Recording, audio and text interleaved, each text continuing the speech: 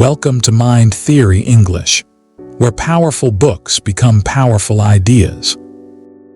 What if one book could change the way you think, make better decisions, and see your life differently?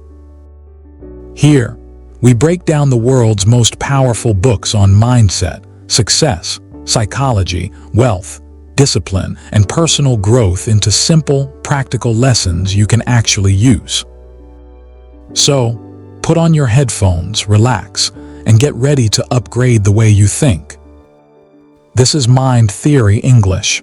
Let's begin. What if the biggest thing holding you back is not a lack of ability, but your habit of avoiding what feels uncomfortable? You know what needs to be done, yet you delay, check your phone, choose easier tasks, or wait for motivation.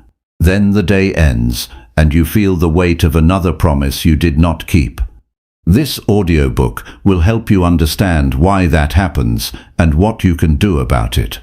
You will learn how to separate temporary discomfort from real problems, build simple routines, protect your attention, start difficult tasks without endless preparation, and stay consistent when motivation disappears.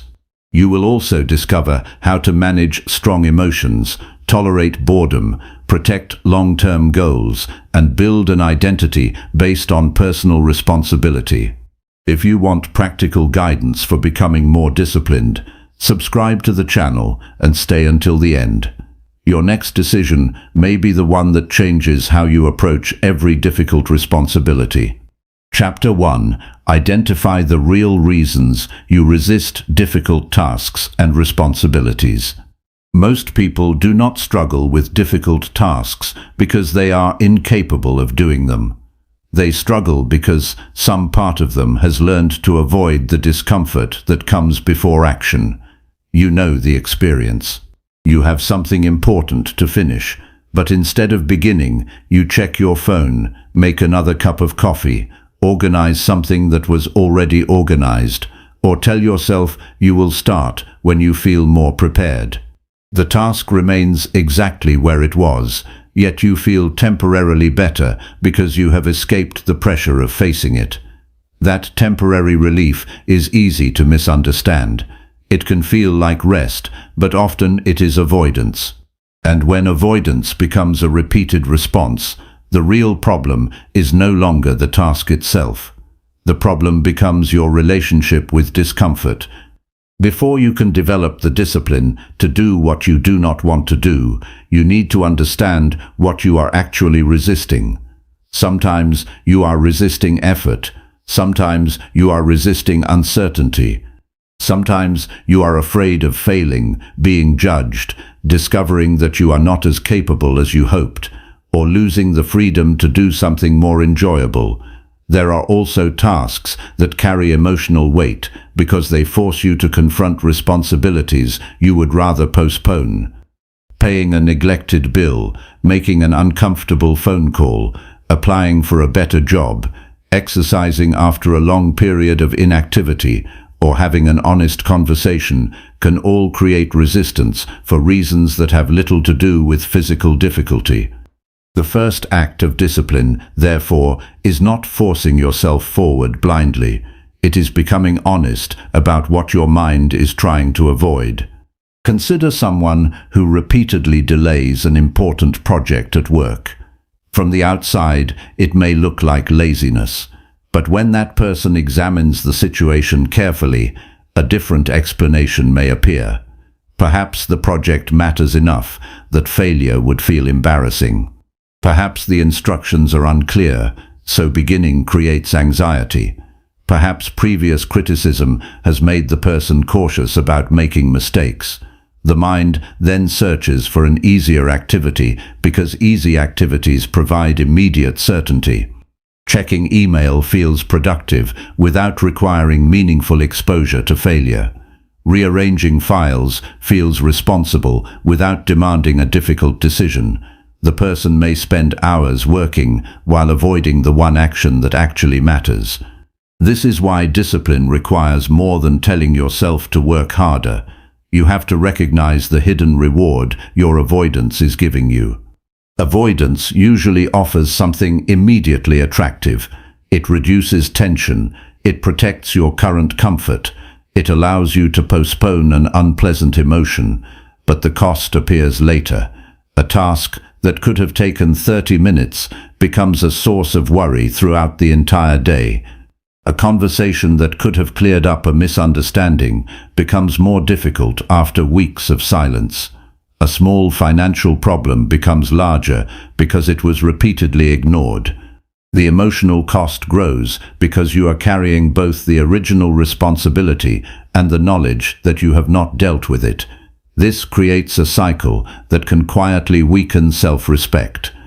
Every time you escape something you know you should face, you teach yourself that discomfort is a sufficient reason to retreat. That does not mean every form of resistance should be defeated immediately. Sometimes resistance contains useful information. You may be exhausted because you have been working without adequate recovery. You may be pursuing a goal that no longer makes sense. You may need more information before making a decision. Discipline is not the refusal to listen to yourself. It is the ability to listen carefully without allowing every feeling to become an instruction.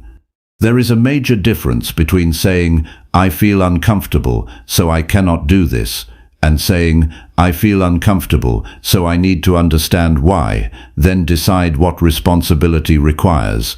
The first response gives authority to the emotion. The second keeps authority with you.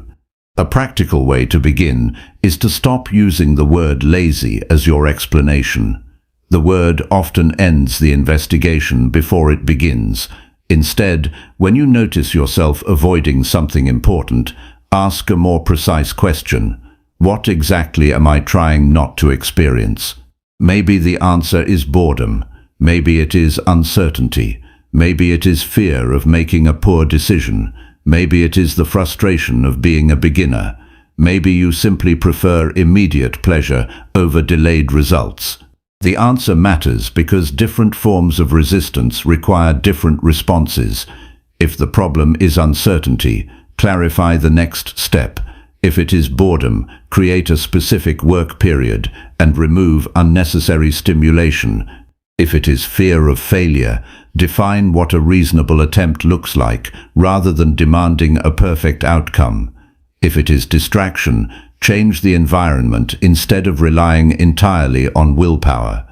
This becomes especially important in ordinary daily decisions. Imagine that you intend to exercise after work.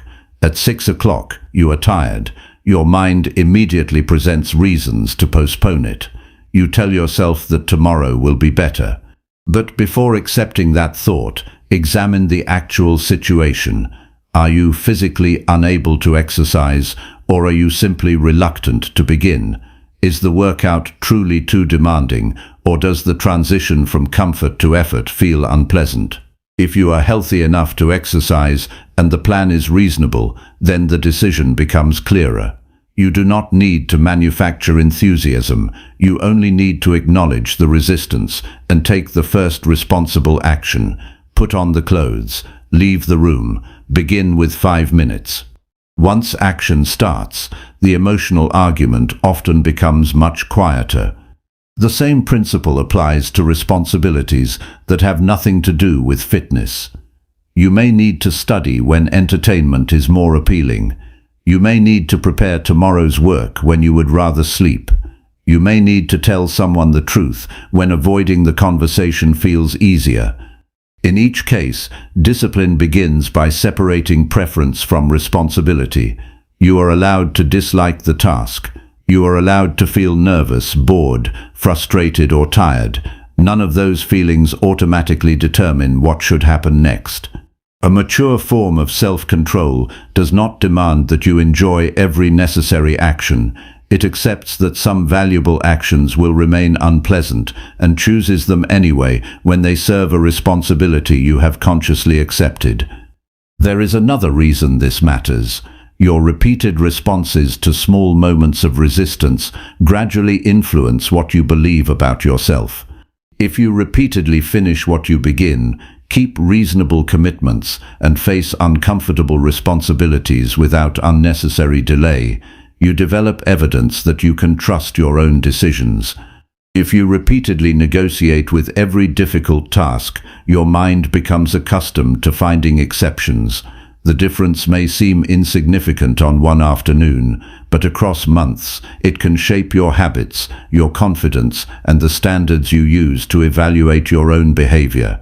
Self-respect is strengthened less by what you intend to do than by what you consistently demonstrate through action. This is why the goal is not to eliminate resistance. Resistance will continue to appear. Even highly disciplined people have mornings when they would rather remain in bed, afternoons when concentration becomes difficult, and moments when an easier option looks more attractive. The difference is that they do not treat resistance as a final decision. They examine it, determine whether it contains legitimate information, and then act according to what matters. That process creates a form of resilience that does not depend on feeling powerful. It depends on making clear decisions while feelings are present. Tonight, or the next time you catch yourself postponing something important, pause before reaching for another distraction. Name the task, then name the feeling you are trying to escape. Ask what the task actually requires from you, and reduce the responsibility to the smallest honest action that moves it forward. Do not promise yourself an extraordinary performance. Promise yourself that you will stop hiding from the first necessary step. That small act of honesty changes the problem. You are no longer fighting an invisible force called laziness. You are confronting a specific form of resistance that can be understood and managed. Once you begin seeing resistance this way, another question becomes unavoidable. If you already know what you are avoiding and understand why it feels difficult, why do you still wait for motivation before acting? The answer leads to a deeper principle. Lasting discipline cannot depend on whether you feel ready today. It must be built into the way you structure your actions, especially when motivation is absent. Chapter 2. Separate temporary discomfort from decisions that protect your long-term goals.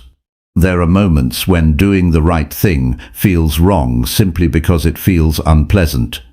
You know you should get out of bed, but your body wants another hour of sleep. You know you should finish the assignment, but your mind wants entertainment. You know you should save the money, but buying something now feels far more satisfying. In these moments, the difficulty is not always knowing what matters. The difficulty is judging the meaning of discomfort accurately. A tired mind can interpret effort as a warning. A frustrated mind can interpret delay as relief. An anxious mind can interpret uncertainty as a reason to stop. If you never learn to distinguish temporary discomfort from a genuine problem, you can make important decisions based on feelings that were never meant to determine your future. Your emotions are real, but they are not always reliable forecasts. Feeling uncomfortable does not prove that an action is harmful. Feeling bored does not prove that an activity is pointless. Feeling afraid does not prove that you are making the wrong decision. The mind naturally gives greater attention to immediate experiences because immediate experiences are easier to evaluate than distant consequences. A difficult workout is happening now. Better health is months away. Studying feels demanding this evening. Greater competence may not become visible until much later. Saving money requires giving up something enjoyable today, while financial stability is a future condition you cannot immediately feel. This difference between immediate experience and delayed consequence explains why intelligent people can repeatedly choose what they know will make tomorrow harder. The important question is not whether something feels difficult. The better question is whether the difficulty is temporary and proportionate to something you genuinely value. Imagine you have decided to wake early each morning to prepare for an important examination. On the fourth morning, the alarm sounds and you feel exhausted. Your first thought is that the routine is not working, but one unpleasant morning does not provide enough evidence to reject the entire decision.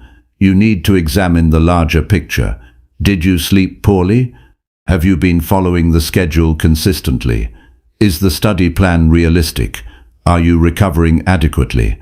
If the system is reasonable and the discomfort is simply the normal adjustment to a demanding routine, abandoning it would confuse temporary difficulty with a permanent conclusion. This distinction becomes even more important when your emotions are strong. Anger can make immediate retaliation feel necessary. Fear can make withdrawal feel intelligent. Disappointment can make quitting feel justified. Excitement can make unnecessary spending feel harmless. In each case, the emotional experience creates pressure for an immediate decision. A disciplined person learns to create space between the feeling and the response. That space does not require suppressing emotion. It requires refusing to let a temporary internal condition make a permanent external decision. You can acknowledge, "I am angry right now," without deciding that you should send the message. You can admit, "I am discouraged," without deciding that the goal is no longer worth pursuing. This is where responsibility becomes more demanding than motivation. Motivation asks whether you feel willing to act. Responsibility asks what the situation requires from you. Those questions often produce different answers. A parent may be tired and still need to prepare for the next day. A professional may feel frustrated and still need to complete an important responsibility. A student may feel bored and still need to study. A person trying to improve their finances may want to spend money and still decide to protect a larger financial objective. None of this means ignoring legitimate limits. It means evaluating those limits rather than automatically obeying them. Discipline becomes stronger when you stop treating every unpleasant feeling as evidence that something should change. One useful practice is to ask yourself what will remain true after the feeling passes. Suppose you are considering skipping a workout because you feel unmotivated. Ask yourself whether you will still believe the decision was wise tomorrow morning. Suppose you want to abandon a difficult course because today's lesson made you feel incapable. Ask whether the same conclusion would seem reasonable after a good night's sleep and a clearer mind. Suppose you are tempted to break a commitment because following through has become inconvenient. Ask whether the inconvenience changes the value of the commitment or merely changes your mood. These questions help you evaluate decisions from a more stable position instead of allowing the emotional temperature of one moment to control the larger direction of your life. There is also a difference between pain that signals danger and discomfort that signals adaptation. If you experience serious physical pain during exercise, ignoring it is not discipline. If you are mentally overwhelmed because your schedule is unsustainable, simply demanding more effort may be irresponsible. But if you are experiencing ordinary boredom while learning, mild frustration while practicing, or reluctance before beginning a necessary task, those experiences do not automatically indicate that something is wrong. Growth often involves becoming capable of functioning while conditions are less than ideal. The goal is not to become insensitive to warning signs. The goal is to become more accurate at interpreting them. Consider someone who wants to build a habit of reading every evening. At first, the person enjoys choosing books and imagining the benefits. After several weeks, the novelty disappears. Reading begins to feel repetitive. The person starts watching short videos instead because they provide immediate stimulation. If the person concludes that reading is no longer useful simply because it has become less exciting, the decision is being driven by novelty rather than purpose. A more disciplined approach recognizes that the emotional reward has changed while the original reason for the habit remains. This is a crucial stage in any long-term commitment. When the excitement disappears, you discover whether your behavior was based on intention or emotional preference. The same principle applies to relationships and personal responsibilities. Sometimes you need to have a difficult conversation even though you would rather avoid it. The discomfort may include nervousness, embarrassment, or uncertainty about the other person's reaction. If the relationship matters, those feelings may be the price of honest communication rather than evidence that the conversation should never happen. Yet, discipline does not mean forcing every conversation. You still need judgment. Is the discussion necessary? Is your intention constructive? Is the timing appropriate? Can you communicate respectfully? By asking these questions, you prevent discomfort from becoming the deciding factor, while still allowing reason to guide the action. A powerful way to develop this judgment is to stop asking, "How do I feel about doing this?" and begin asking, "What outcome am I protecting by doing this?" The first question centers your immediate emotional experience. The second connects your action to a larger responsibility. If you study, you are protecting your future competence. If you exercise, you are protecting your physical capacity. If you save money, you are protecting future options. If you keep a difficult promise, you are protecting your reliability. When the purpose becomes clear, discomfort becomes easier to evaluate because you are no longer considering the unpleasant action in isolation. You are considering what the action makes possible. There will be times when the answer changes. Perhaps you discover that a goal was based on someone else's expectations. Perhaps the cost has become unreasonable. Perhaps new information changes the situation. Discipline should never turn stubbornness into a virtue. The ability to change course when evidence demands it is part of self-control. The difference between disciplined adjustment and emotional avoidance is the quality of the reasoning behind the decision. One says, "I have reconsidered because the facts have changed." The other says, "I want relief, so I am changing the plan." Learning to tell those two statements apart is one of the most valuable forms of personal maturity. You can practice this distinction in small situations before demanding it from yourself during major challenges. When you notice reluctance, wait briefly before acting on it. Name the discomfort without exaggerating it.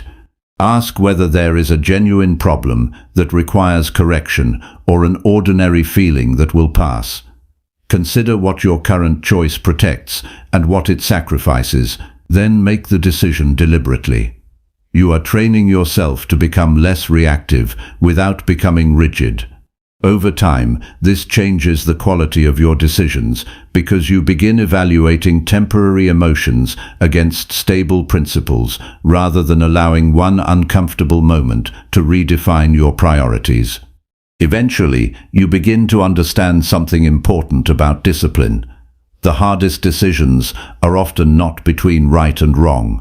They are between what feels better now and what you have already decided matters more. That is why long-term goals require more than clear intentions.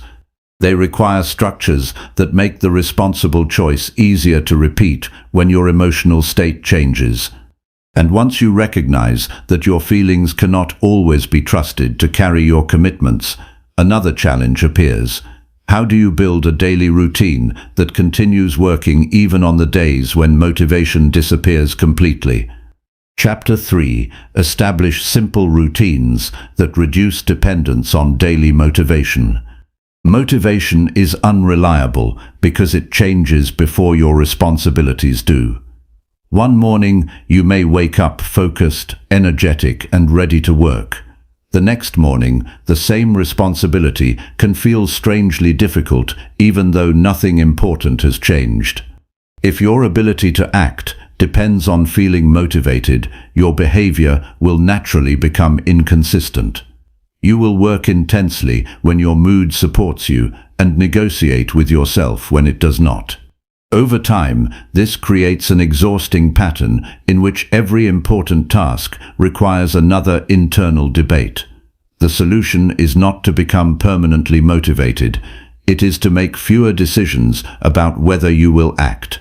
A simple routine can do something motivation cannot. It can establish what happens next before your emotions begin negotiating with you. Human attention is strongly influenced by novelty and immediate reward.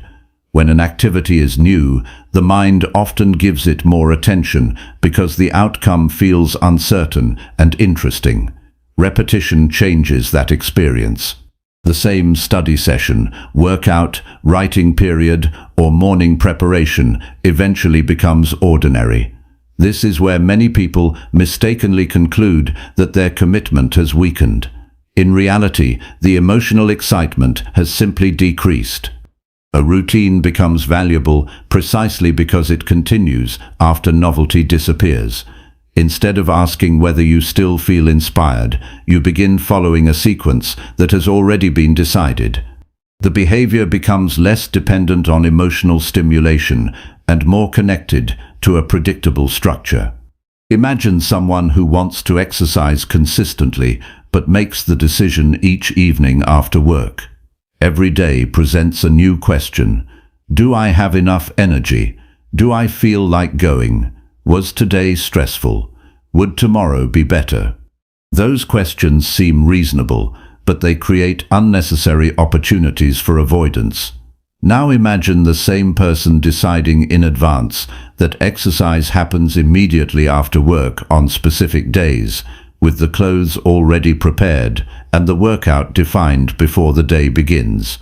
The routine does not guarantee perfect consistency, but it removes several decisions that previously consumed mental energy. The person is no longer deciding whether exercise is part of the evening. That decision was already made. This principle can be applied to almost any responsibility. If you want to read more, choose a fixed period and location rather than waiting for free time to appear. If you need to study, decide what subject you will work on before sitting down. If you want to write, establish a regular starting time and a clear minimum session. If you want to manage your finances, schedule a specific moment each week to review spending rather than checking your accounts only when anxiety appears. The purpose is not to make your life rigid. The purpose is to move important behaviors from the category of daily negotiation into the category of established practice. There is a psychological advantage to this shift that is easy to underestimate. Every unnecessary decision has a cost. When you repeatedly ask yourself whether you should begin, what you should do first, how long you should continue, or whether today is a good day, you create opportunities for emotional reasoning to enter the process. A routine reduces those openings. It gives your attention a predetermined direction. This is especially useful when you are tired, distracted, or under pressure, because those are the moments when complicated plans are most likely to collapse. Simplicity becomes a form of self-control. But a routine should not be confused with an enormous schedule. People often respond to a desire for discipline by designing an ideal day that requires extraordinary energy. They plan early exercise, extended reading, deep work, perfect meals, extensive learning, and strict evening routines all at once. The plan may look impressive, but its complexity creates another problem. When one part fails, the entire structure can feel broken. A better approach is to establish a small number of behaviors that are clear enough to repeat even on ordinary days. The question is not, what would my most productive day look like? It is, what structure can I realistically follow when my day is difficult? Suppose you decide to write for an hour every morning, but your schedule often becomes unpredictable. You could instead create a starting ritual that takes only a few minutes. Sit at the same place, open the document, review the previous sentence, and write the first paragraph before checking messages. The ritual matters because it creates a consistent entry point. You are training your mind to associate a particular sequence with focused work. Eventually, beginning requires less psychological effort because the environment and sequence provide familiar cues. You are not depending on inspiration to tell you when to start. The environment itself can either support or undermine the routine.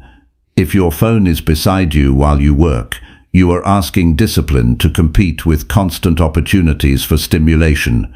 If your running shoes are buried in a closet, you are adding friction to an activity you already find difficult to begin. If your study materials are scattered across several locations, starting requires additional decisions. Small environmental changes can therefore have significant effects. Put necessary materials where they are easy to reach. Remove distractions that serve no purpose during the activity. Prepare the next action before finishing the current session. Good routines do not rely entirely on stronger willpower. They reduce the number of obstacles that willpower has to overcome. Another important principle is to define the beginning more clearly than the ending. Many people avoid tasks because the task feels enormous in their imagination. "I need to clean the house" sounds heavier than "I will clear the kitchen counter for 10 minutes. "I need to study all evening" creates more resistance than "I will open the textbook and complete the first section." A routine becomes easier to follow when the first action is concrete. Once you begin, you can decide whether additional effort is appropriate. This does not mean pretending large responsibilities are small. It means giving your mind a specific entrance into the work instead of presenting it with an undefined demand. There will also be days when the routine must be adjusted. Discipline is not destroyed by flexibility when flexibility is deliberate. If you planned an hour of exercise but become unexpectedly busy, completing a shorter session may preserve the structure better than abandoning it completely. If your normal study period becomes impossible, moving it to another reasonable time may be more responsible than treating the day as lost.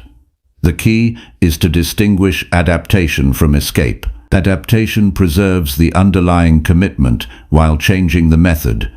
Escape removes the commitment because following it has become inconvenient. This distinction becomes especially important after a failure. Missing one morning does not need to become an argument against the entire routine. The danger comes from turning a single disruption into a new identity. "I always fail at this," or "I can never stay consistent."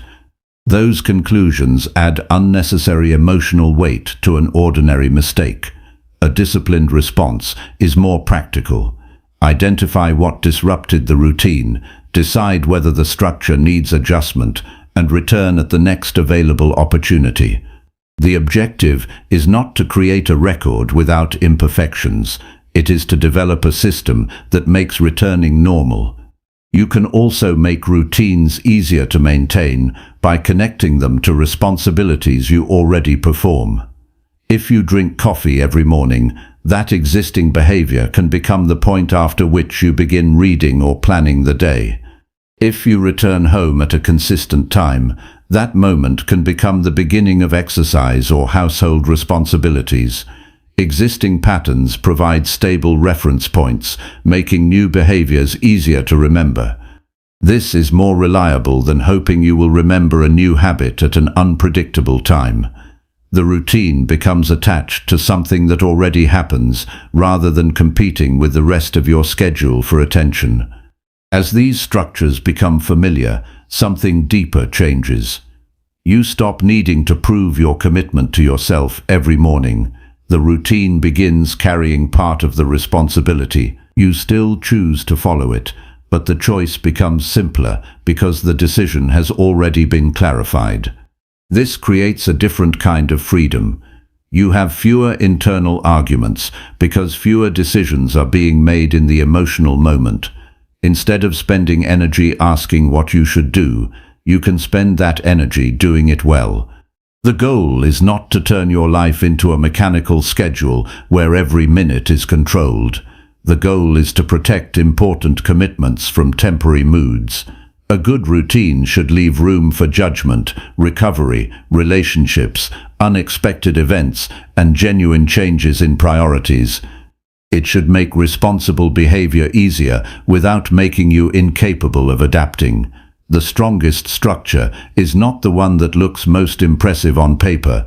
It is the one that continues functioning when your day is ordinary, inconvenient, or emotionally unremarkable. Eventually, you may notice an unexpected result. The routine begins to change not only what you do, but how much attention you spend deciding what to do. That reduction in internal negotiation creates valuable mental space. Yet, there is still a serious problem waiting ahead. Even the best routine can be disrupted by the environment around you. A notification can interrupt your concentration. An easy distraction can steal an hour. A tempting opportunity can pull your attention away from a responsibility you intended to complete. If discipline depends on a routine, then protecting that routine requires learning how to control what receives your attention in the first place.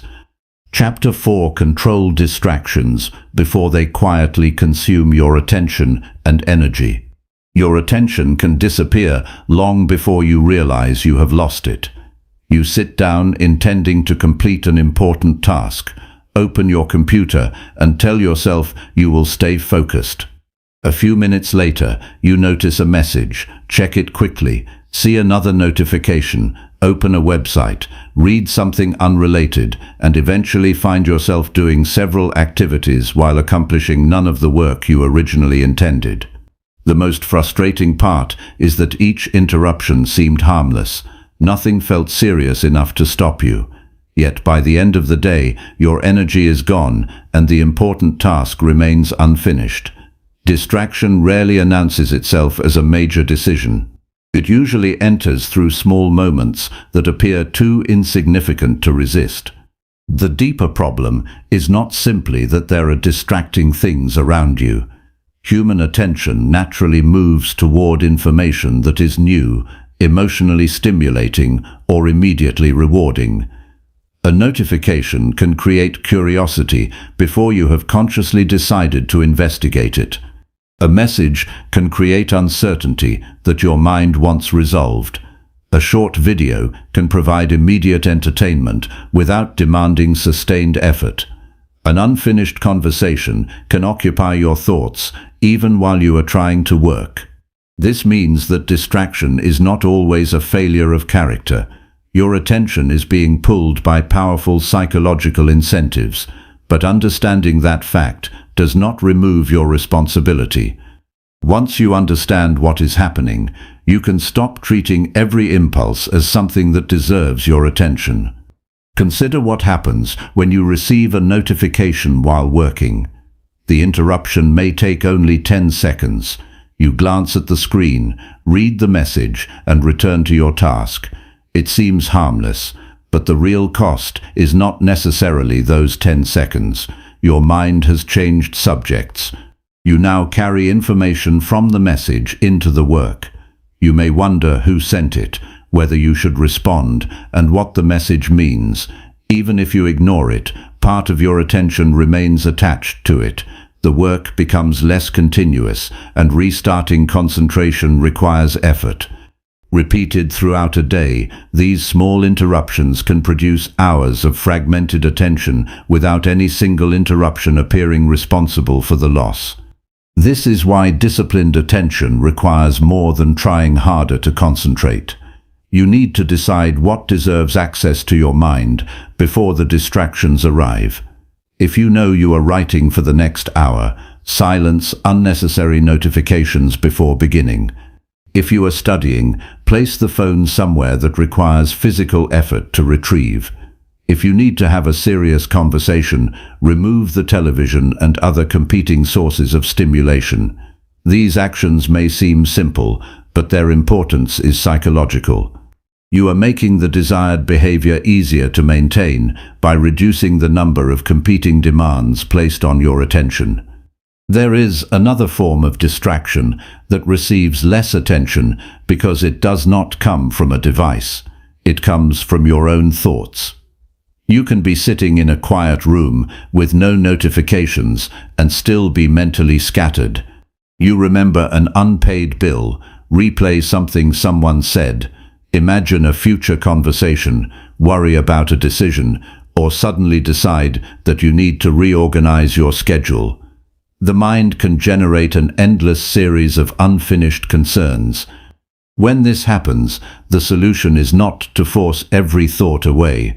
Instead, identify whether the thought requires action now. If it does not, record it somewhere reliable and return to the task. You are teaching yourself that every thought does not require immediate engagement. Many people also confuse availability with responsibility.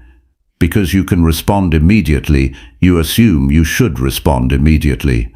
Because someone can reach you, you feel obligated to remain constantly reachable. Because information is available at any moment, you feel pressure to keep checking it. This creates a life in which your attention is continuously offered to other people's priorities. A disciplined person learns that being responsible does not mean being permanently accessible. Some responsibilities deserve immediate attention, others can wait. The ability to delay a response without anxiety is an important form of self-control because it allows you to protect commitments that require uninterrupted concentration. Think about someone working from home who receives messages throughout the morning. Each message appears to be reasonable. A coworker asks a question. A family member sends an update. A friend shares something interesting.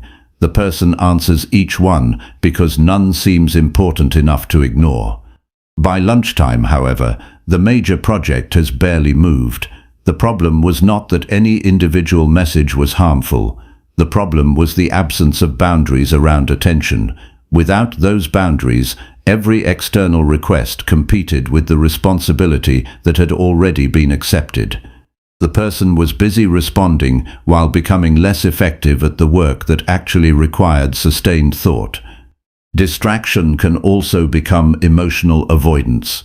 Sometimes you reach for your phone not because you genuinely want information, but because you want relief from an uncomfortable mental state. Difficult work creates uncertainty. Boredom creates restlessness. A complicated decision creates tension. Checking something online gives you an immediate change in emotional experience. This makes distraction especially powerful because it does more than entertain you, it helps you escape. Once you recognize this pattern, the question changes. Instead of asking, "Why am I so distracted?" you can ask, "What feeling am I trying to avoid right now?" That question can reveal whether the real problem is the device in your hand or the discomfort created by the responsibility in front of you. Imagine you are preparing a difficult report and suddenly feel an urge to check social media. You could simply tell yourself not to do it, but if the urge continues, investigate it. Perhaps you are uncertain about the report's conclusion. Perhaps you are afraid that your work will be criticized. Perhaps you have reached a section that requires careful thinking, and your mind wants an easier activity. Once you recognize that, you can respond to the actual problem. Clarify the next sentence. Review the evidence. Ask for information if necessary. Take a brief planned break if you genuinely need one. The important point is that you do not use distraction to solve a problem that requires attention. Your physical environment can either reinforce or weaken this discipline. If your workspace contains multiple screens, constant alerts, entertainment within reach, and unfinished personal tasks scattered around you, concentration becomes unnecessarily difficult. You can make the environment quieter without making your life restrictive. Keep only the materials required for the current task visible. Close unrelated windows. Put your phone outside immediate reach. Decide when communication will be checked instead of allowing it to interrupt continuously. When you reduce visual and digital noise, you are not becoming less connected to the world. You are deciding when connection is appropriate.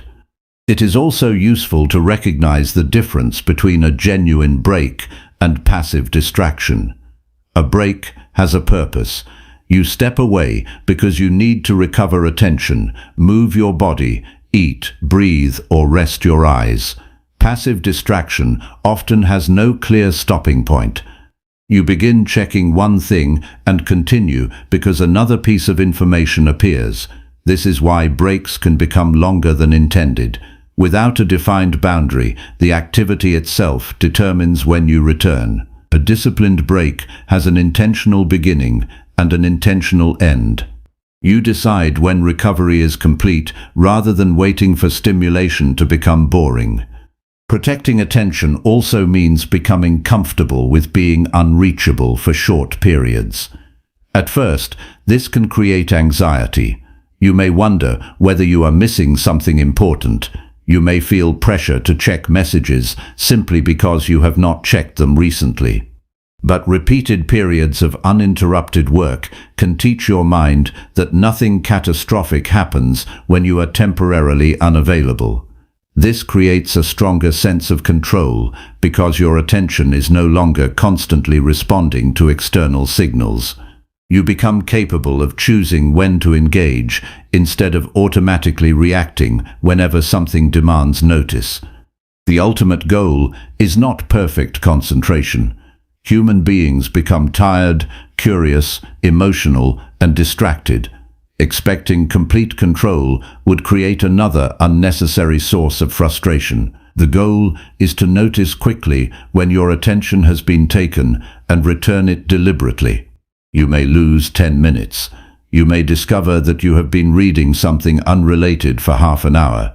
The disciplined response is not to spend another hour criticizing yourself. Close the distraction, identify what pulled you away, and resume the responsibility in front of you. Recovery speed matters because every person will lose focus at some point. As you begin controlling distractions, you may discover something uncomfortable. Some distractions were not really distractions at all. They were convenient ways of avoiding work that you already knew would demand effort. Removing your phone does not automatically make difficult work enjoyable. Closing every browser tab does not remove uncertainty. Silence does not eliminate fear of failure. Once external distractions become less available, the remaining resistance becomes easier to see. That is valuable because you can finally address the real obstacle instead of constantly treating its symptoms. Your attention is one of the clearest expressions of what you consider important. Whatever repeatedly receives your attention eventually receives a portion of your life. That makes attention a responsibility, not merely a productivity tool. When you decide what deserves your focus, you are deciding what deserves your limited time and energy. Yet controlling the environment and protecting your attention still leaves one important challenge unresolved. Even after you remove distractions and create the right conditions, you can still stand in front of the task and hesitate. The next step is learning how to move from intention into action before resistance has enough time to become another excuse. Chapter 5. Start uncomfortable tasks immediately using small, deliberate actions. The hardest part of many responsibilities is not the work itself. It is the period between knowing you should begin and actually beginning. During those few minutes, your mind can produce an impressive collection of reasons to wait. You need more time. You should prepare first. You are not in the right mood. You will probably do a better job later. You should handle one smaller task before starting the important one.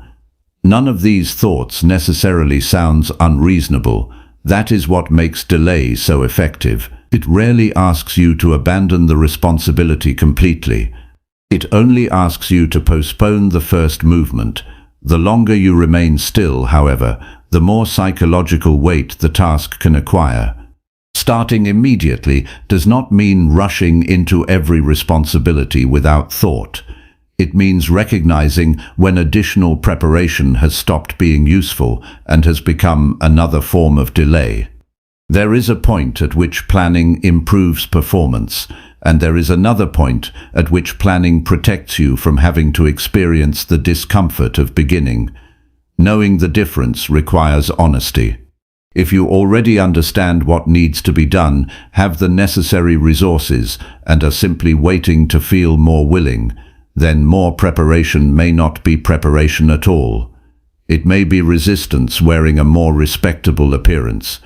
This becomes clear in ordinary situations. A person needs to make an important phone call, but spends 20 minutes deciding exactly what to say. Someone needs to write a report, but spends an hour choosing fonts, organizing folders, and reviewing notes that were already understood. A student needs to begin studying, but first cleans the desk, prepares a drink, checks messages, and searches for the perfect study method. These actions can create the feeling of progress because they are related to the task, but related is not the same as necessary. The decisive question is simple. What action actually moves the responsibility forward? Once you know the answer, that action deserves priority. Small, deliberate actions are powerful because they change the psychological state from anticipation to participation. Before you begin, your mind imagines the task as a complete experience. It sees the effort, uncertainty, boredom, and possible difficulty all at once. Once you begin, however, your attention becomes more specific. Instead of thinking about writing an entire report, you are writing the opening paragraph. Instead of imagining an entire workout, you are completing the first movement. Instead of worrying about an entire conversation, you are dialing the number. Specific action narrows the problem. The mind no longer has to manage an imagined future all at once. There is an important difference between making a task smaller and making it meaningless. If a responsibility genuinely requires 3 hours of concentrated work, pretending that 5 minutes will complete it is unrealistic. The purpose of a small first action is not to deny the size of the responsibility. It is to overcome the psychological barrier between intention and execution. 5 minutes can become the entry point into serious work. One paragraph can lead to another. One page can lead to deeper reading. One phone call can resolve an issue that has occupied your thoughts for days. The first action does not need to finish the responsibility. It needs to establish movement. This is particularly useful when perfectionism is involved. Perfectionism can appear ambitious because it demands high standards, but it can also create hesitation by making the first attempt feel too important. If you believe the first draft must already be excellent, starting becomes threatening. If you believe the first workout must be intense, exercising becomes harder to initiate. If you believe the first attempt at a new skill must prove your ability, being a beginner becomes uncomfortable. A deliberate first action changes the standard. The first objective becomes participation, not performance. Quality can be improved after something exists. Nothing can be improved before it has been created. The same principle applies to difficult conversations. Imagine that you have been avoiding a discussion with a colleague because you are uncertain about how the other person will react. You may spend days rehearsing possible responses. The conversation becomes larger in your imagination, while the actual opportunity to communicate remains untouched. A small deliberate action might be writing down the specific issue in one sentence, choosing an appropriate time to speak, or asking the person whether they have a few minutes to talk. None of these actions solves the entire problem, but each reduces uncertainty by replacing imagined scenarios with actual information. Immediate action also protects you from the influence of changing moods. If you wait until you feel completely ready, you allow your emotional state to determine when your responsibility begins. But emotions fluctuate for reasons that have little connection to what deserves to be done. You can wake up tired and still be capable of beginning. You can feel anxious and still send the email. You can feel bored and still read the first page. The objective is not to eliminate these feelings before acting. It is to stop requiring emotional permission for every necessary behavior. There is a useful distinction between urgency and immediacy. Not every task needs to be completed immediately, and treating everything as urgent creates unnecessary stress. But once you have deliberately chosen a time to act, there is value in beginning at that time rather than reopening the decision. If your study session starts at 7, 7 should mean beginning rather than deciding whether beginning is still appropriate. If your writing period begins at 8, the first few minutes should be spent writing rather than evaluating your motivation. A planned start time becomes meaningful only when it represents action. The physical movement associated with beginning can also matter. Standing up, opening the document, putting on the shoes, placing the book on the desk, or dialing the number may seem almost trivial. Yet these actions create a transition between intention and behavior. The mistake is to underestimate them because they are small. Discipline is built through repeated transitions. You are teaching yourself that when a responsibility reaches its appointed moment, you do not remain trapped in preparation. You move toward the task. Another practical technique is to define the first action before the moment when you need to perform it. If you wait until the starting time to decide what beginning means, you may create another opportunity for hesitation. Before going to bed, decide what the first study problem will be. Before ending your workday, identify the first action for tomorrow's major task. Before exercising, determine the first movement you will perform. This removes ambiguity. When the moment arrives, you are not searching for direction. You are following a decision already made under calmer conditions. Small actions also provide information. When you begin a task, you may discover that the difficulty was different from what you expected. Perhaps the problem was easier than imagined. Perhaps you lacked important information. Perhaps the project needs to be divided differently. Perhaps you are more tired than you realized and need to adjust your plan responsibly. Action produces evidence. Delay produces speculation. This is one reason starting matters so much. You cannot think your way into information that only experience can provide. Of course, immediate action should not become impulsive action. Some decisions deserve reflection. A financial commitment, a major career change, or a serious personal conversation may require careful consideration. Discipline does not mean acting quickly simply for the satisfaction of saying you acted. It means acting promptly once the necessary judgment has been completed. The skill is knowing when thinking has served its purpose. After the facts are sufficient and the decision is reasonable, continued hesitation often adds little value. You can begin practicing this today with one responsibility you have been postponing. Do not make a dramatic promise about becoming a completely different person. Identify the first concrete action that would count as genuine progress and perform it before doing anything unrelated. If the task takes an hour, give yourself permission to begin with the first 5 minutes. If the task requires a conversation, take the first communication step. If the task requires writing, produce the first imperfect paragraph. The point is not to trick yourself. It is to train yourself to respond to responsibility with movement rather than prolonged negotiation. Something changes when you repeatedly begin this way. You accumulate experiences in which the anticipated discomfort was greater than the actual discomfort. You learn that uncertainty often decreases after action. You discover that difficult tasks become clearer once you engage with them directly. Most importantly, you begin reducing the time between deciding and doing.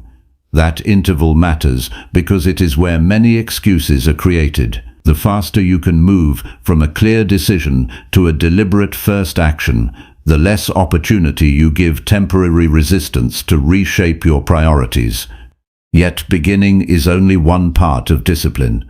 A person can start strongly and still abandon the responsibility when the initial enthusiasm disappears. The deeper test comes after the first action, when the task becomes repetitive, difficult, or emotionally unrewarding.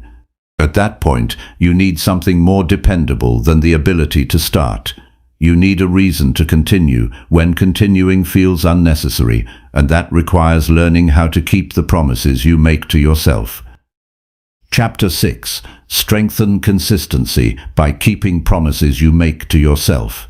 There is a quiet difference between making a promise to someone else and making one to yourself. When another person depends on you, the consequences of breaking your word are often visible. Someone may be disappointed, a deadline may be missed, or a responsibility may remain unfinished. But when you disappoint yourself, the consequences can be much harder to notice. Nobody may know that you intended to exercise, study, save money, finish the project, or wake up early. You can simply change the explanation in your own mind and move forward. That private flexibility can become dangerous because your relationship with yourself is built through what you repeatedly do when nobody is watching. Consistency begins when your private commitments become as meaningful to you as the promises other people can hear. A promise to yourself does not need to be dramatic. In fact, many of the most important commitments are ordinary. You decide that you will read for 20 minutes each evening. You decide that you will stop working at a reasonable time instead of allowing every unfinished task to consume the night. You decide that you will practice a skill 3 times a week. You decide that you will prepare for tomorrow before going to sleep. These decisions may seem too small to matter, but they create evidence about whether your intentions can be trusted. Every time you follow through, you reinforce the connection between a decision and an action. Every time you casually abandon the commitment, you make it easier to treat your own future decisions as negotiable. This does not mean you should never change a commitment. Circumstances change, new information appears, priorities become clearer. A schedule that seemed reasonable can become unrealistic. Keeping every promise, regardless of changing conditions, is not discipline. It can become stubbornness. The important distinction is whether you are revising a commitment because thoughtful judgment requires it, or because the commitment has become inconvenient. If you decide to change your plan, do it consciously. Decide what replaces it and why. Do not simply allow the original promise to disappear. The act of deliberate revision preserves self-respect because you remain the person making the decision. Many people weaken their consistency by making promises that are far too large. They become frustrated with their current behavior and respond by creating an ideal version of themselves overnight. They promise to exercise every day, read an hour every night, eliminate every distraction, eat perfectly, wake before sunrise, and become completely productive. The emotional intensity of the moment makes the plan feel convincing, but when ordinary life returns, the standard becomes difficult to maintain. One missed day then feels like failure, and failure becomes an excuse to abandon the entire plan. A more reliable commitment is smaller, specific, and realistic enough to survive an ordinary week. The goal is not to impress yourself with the size of the promise. The goal is to become someone whose promises remain credible. Imagine a person who decides to practice a new language. On the first day, enthusiasm is high, so they study for 2 hours. On the second day, they manage 40 minutes. On the third day, they are busy and skip the session. By the end of the week, the entire plan has disappeared. The problem was not a lack of ability to learn. The problem was that the commitment was designed around enthusiasm rather than sustainability. A better promise might have been 15 focused minutes on most days, with longer sessions when time allows. That commitment may look less ambitious, but it creates continuity. Over several months, continuity produces more learning than occasional bursts, followed by long periods of inactivity. There is also a psychological effect that occurs when you repeatedly keep modest commitments. You begin to reduce the need for constant reassurance. You do not need to feel inspired before acting because you have previous evidence that you can follow through. This evidence changes your internal expectations. When you say, "I will do this after dinner," the statement carries more weight because you have practiced honoring similar decisions.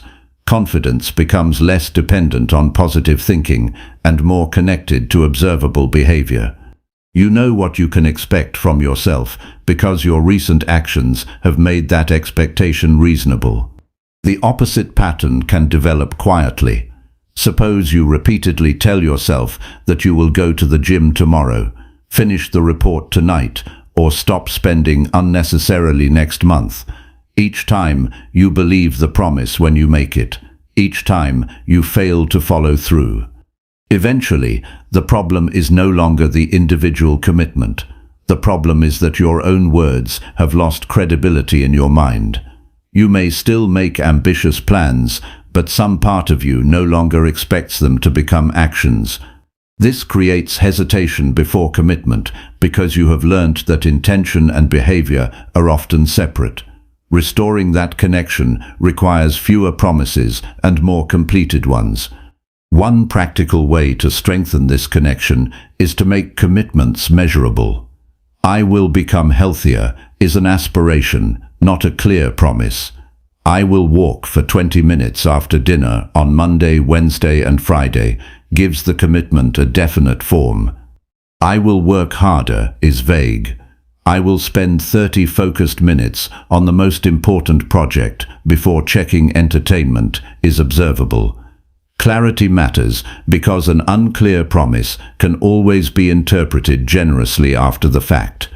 A precise commitment allows you to evaluate your behavior without unnecessary argument. You either followed it, adjusted it deliberately, or did not. You should also pay attention to how quickly you negotiate with yourself. The moment a commitment becomes inconvenient, the mind may begin proposing alternatives. "You can do it tomorrow. You have already worked hard this week. One exception will not matter.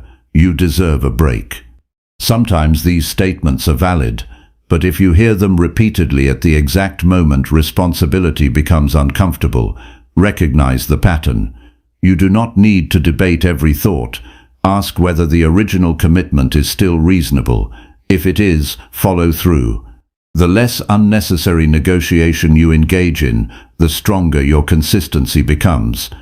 Keeping promises to yourself also requires learning how to recover without self-punishment. Suppose you planned to study 4 evenings but completed only 3. You can respond by deciding that the entire week was wasted, or you can examine what happened and return to the commitment. Excessive self-criticism often consumes the same energy needed for correction. Responsibility is more useful than shame. If you made a poor decision, acknowledge it accurately. If your plan was unrealistic, revise it. If you simply chose comfort over responsibility, admit that without exaggeration and make the next decision better. The objective is not to maintain a perfect record. It is to maintain an honest relationship with your own behavior. There is a deeper reason this matters. Your future self has no ability to act today. Only the present version of you can make choices that affect what comes later. When you keep a reasonable commitment, you are accepting responsibility for a person who does not yet have a voice in the current moment. The person who will face tomorrow's deadline, next month's financial situation, or next year's consequences cannot negotiate with you today. You have to decide whether the comfort of the present moment deserves more authority than the needs of the future. Discipline often means choosing to protect that future, even when there is no immediate reward for doing so. This becomes particularly meaningful in private situations.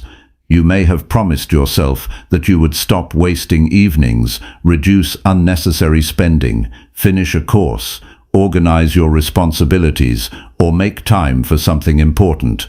Nobody else may ever know whether you followed through. That privacy makes the choice more significant, not less. When there is no external praise or punishment, your behavior reveals what standards you actually live by. You begin to understand that integrity is not only about how you behave when others are observing. It is also about whether your actions remain consistent with your own stated values when there is no audience. Over time, this consistency changes the way you experience difficult responsibilities. A task may still be unpleasant, but it no longer creates the same internal uncertainty. You have developed a history of following through. That history becomes a quiet source of stability. You do not need to convince yourself that you are disciplined. Your behavior provides the evidence. And because the evidence comes from repeated ordinary actions, it is more durable than temporary confidence. But there is a limit to what consistency can accomplish if you continue expecting yourself to perform perfectly under every emotional condition. Eventually, life will present a day when you are frustrated, disappointed, tired, or emotionally unsettled. Your commitment may remain intact, but your ability to execute it will be affected by what you are feeling. The next challenge is therefore more demanding than simply keeping a schedule. It is learning how to act responsibly while strong emotions are present, without allowing those emotions to take control of your behavior. Chapter 7. Manage emotional resistance without allowing feelings to dictate your behavior. A difficult emotion can make a reasonable decision feel unreasonable within seconds. You can receive criticism and immediately want to defend yourself. You can feel rejected and suddenly decide that the relationship is not worth maintaining.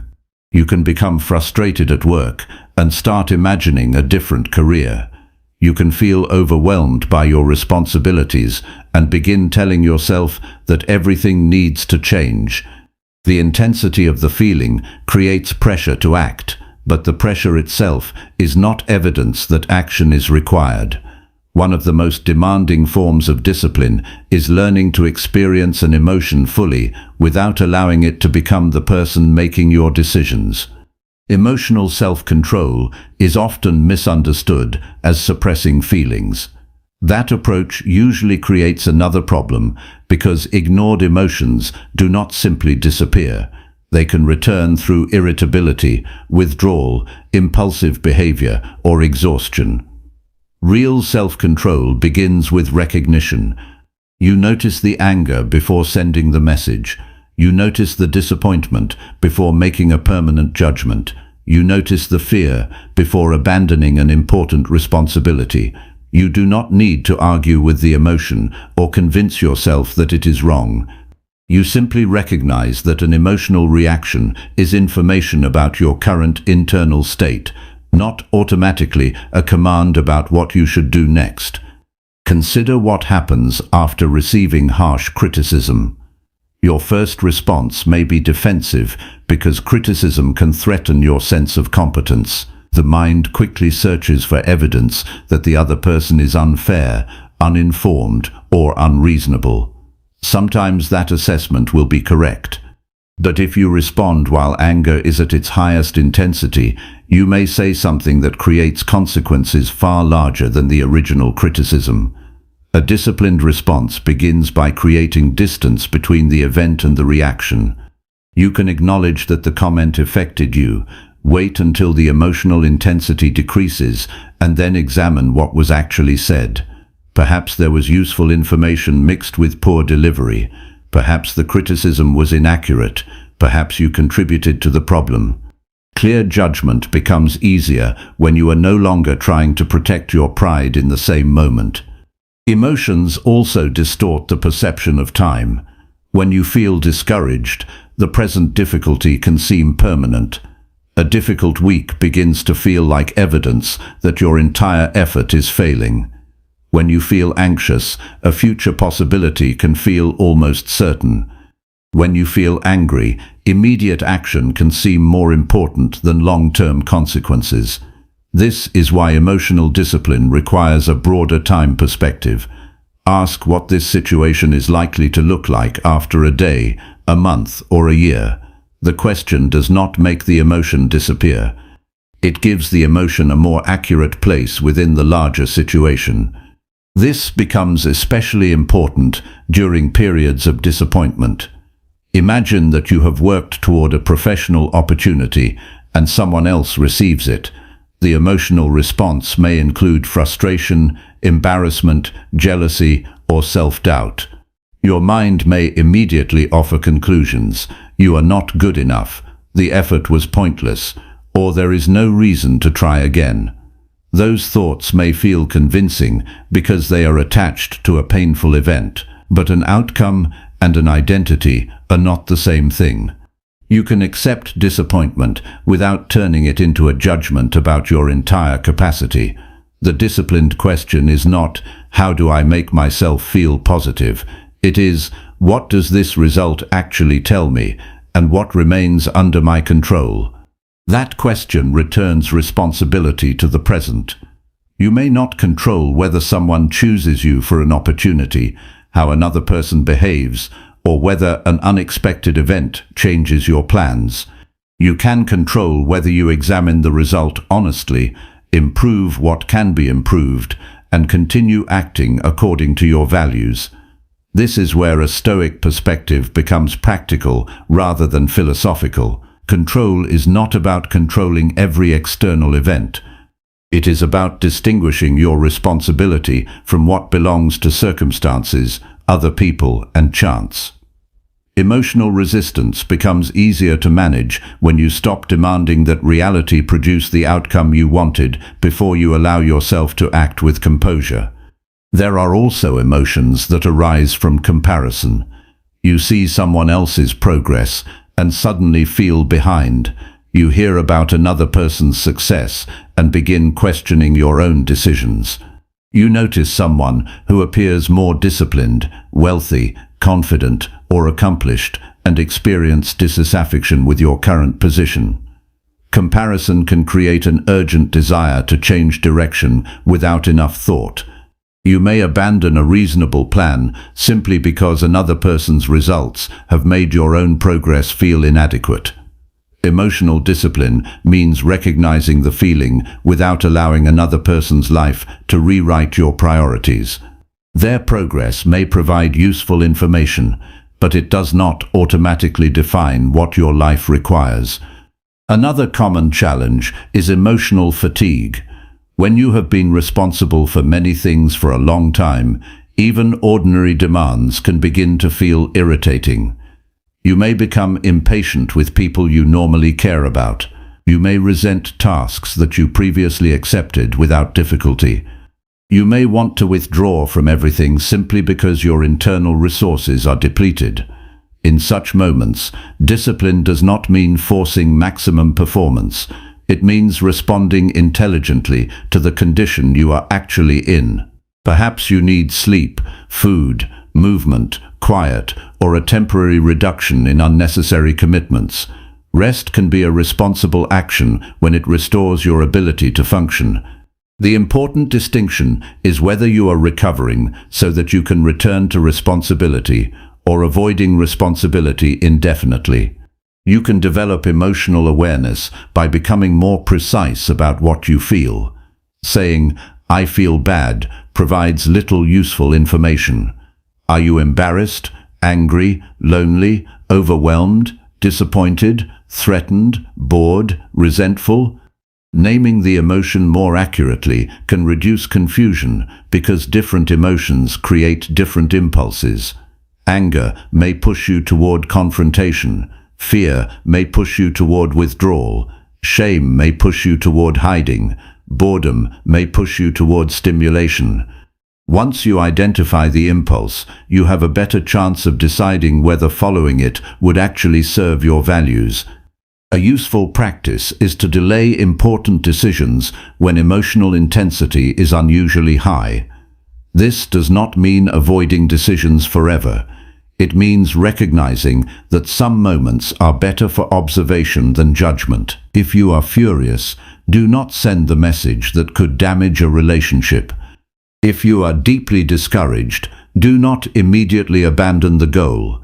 If you are extremely excited, do not make an expensive commitment simply because the opportunity feels irresistible. Give the emotional state time to settle, then reconsider the decision.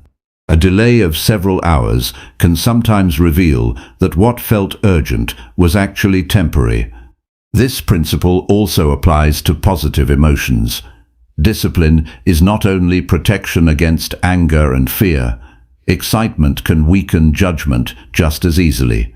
A sudden opportunity may cause you to overcommit. Praise may make you accept responsibilities you cannot realistically manage. Confidence may cause you to underestimate preparation. Emotional maturity means remaining capable of judgment even when the feeling is pleasant. You do not need to distrust positive emotions. You simply refuse to treat emotional intensity as proof that a decision is correct. The strongest form of emotional self-control appears when your feelings disagree with your values. You may feel like withdrawing when courage requires participation. You may feel like retaliating when restraint would protect the relationship. You may feel like quitting when responsibility requires another attempt. You may feel like spending when your larger goal requires patience. In these moments, discipline becomes a choice between the immediate expression of emotion and the longer-term preservation of what matters. You are not denying the emotion. You are deciding that it will be heard without being placed in charge. This ability grows through practice in ordinary situations. You do not need to wait for a major crisis. Notice the urge to interrupt someone and wait before speaking. Notice irritation while driving and choose not to escalate it. Notice the desire to check your phone during a difficult task and remain with the responsibility. Notice disappointment after a mistake and resist the urge to attack yourself. Each moment gives you an opportunity to experience an impulse without immediately converting it into behavior. Over time, that separation becomes more natural. You begin discovering that an urge can be strong without being binding. There is also freedom in realizing that you do not have to resolve every emotion immediately. Some feelings need to be understood gradually.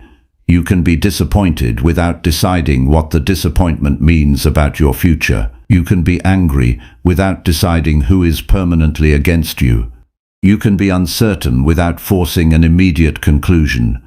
The demand to resolve every uncomfortable feeling quickly often creates unnecessary decisions.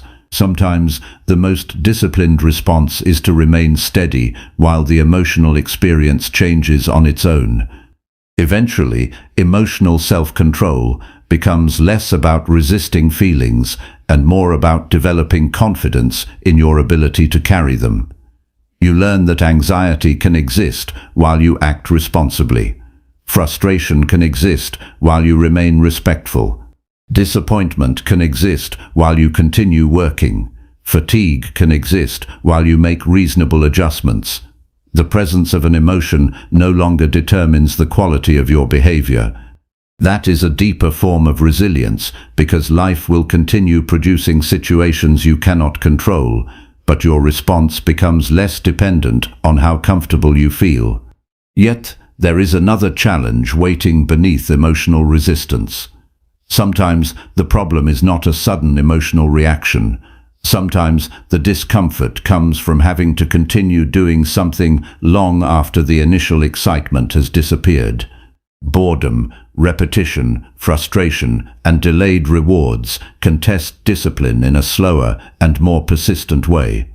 Learning to manage strong emotions gives you control in difficult moments, but lasting progress requires something further: the ability to remain engaged when nothing about the task feels rewarding. That is where your tolerance for discomfort begins to determine the strength of your discipline. Chapter 8. Increase your tolerance for boredom, frustration, and delayed rewards. There is a particular kind of difficulty that appears when nothing is happening. No crisis is forcing you forward. No deadline is close enough to create urgency. Nobody is watching. The work is repetitive. The results are distant, and the activity provides very little immediate satisfaction. This is where many people discover that they were not only depending on motivation, they were depending on stimulation. When the task becomes boring, they look for something more interesting. When progress becomes slow, they search for faster results. When success requires months instead of days, they begin questioning whether the effort is worth continuing. The ability to tolerate these ordinary forms of discomfort is one of the foundations of serious discipline, because much of meaningful progress is not emotionally exciting while it is happening. Boredom is not necessarily evidence that an activity lacks value. Often, it simply means the brain has become familiar with the activity and is receiving less novelty from it. A person can understand this intellectually and still struggle with it emotionally. Reading the same subject for several weeks may become less stimulating. Practicing a skill can feel repetitive. Strength training can involve movements that are technically simple but mentally uninteresting. Saving money can become frustrating because the reward exists in a future that cannot be experienced today. When immediate stimulation decreases, the mind naturally searches for alternatives. Discipline becomes the ability to remain engaged with a worthwhile activity, even when the activity stops entertaining you. Consider someone learning a difficult professional skill. During the first few weeks, every improvement feels noticeable. New concepts create excitement because progress is obvious. Eventually, improvement becomes harder to detect. The person practices the same fundamental techniques and begins wondering whether anything is changing.